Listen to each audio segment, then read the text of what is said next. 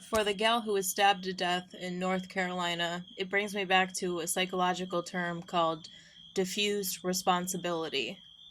There was a case in, I think, the 70s where there was a woman who was knifed to death in the street and all these people watched, and it became a psychological subject of study. Like, why do people just stand by and not do anything? It's the phenomenon of diffused responsibility.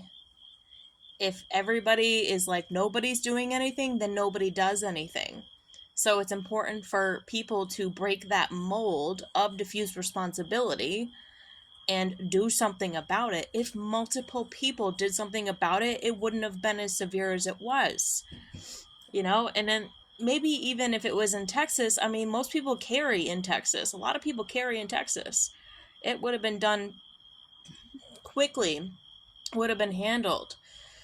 So it's like I've said in the past, like the lukewarm are the most dangerous people. Like it's probably a majority of people who are lukewarm in the faith, and there is a psychological phenomenon that needs to be known and studied called diffused responsibility, that when stuff hits the fan and something happens, most people will do nothing.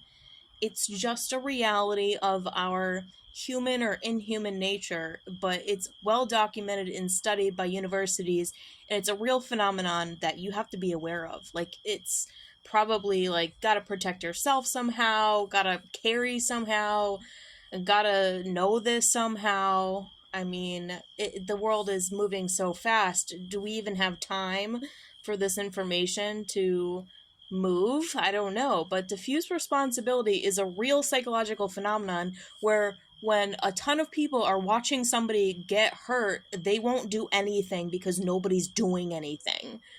There was a situation in my hometown where these kids had a party and they absolutely totaled this house. They were like breaking the sheetrock, they were destroying everything, and they were all doing it because they were all doing it. And like, it's this weird phenomenon that people do. It's some weird human nature of people doing these things.